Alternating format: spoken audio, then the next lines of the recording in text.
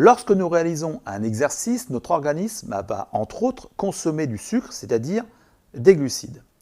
La forme circulante se nomme glucose. Notre corps, pour répondre à ses besoins énergétiques, va dégrader le glucose par un procédé nommé glycolyse.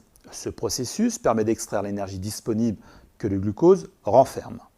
Dès le début de l'effort, la glycolyse s'active. Par l'intermédiaire de ces différents outils nommés enzymes, le glucose va pouvoir être dégradé en pyruvate. L'ensemble de ces actions se passe au niveau cellulaire et plus précisément au niveau de la cellule musculaire par l'intermédiaire de l'un de ses organites, la mitochondrie.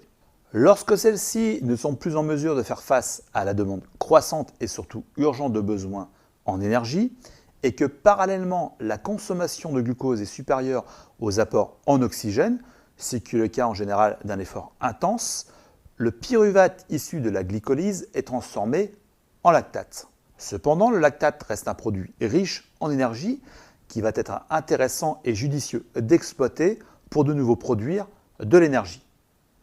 Le lactate va principalement se former lorsque l'organisme a un besoin très rapide en ATP pour fournir de l'énergie à la contraction musculaire.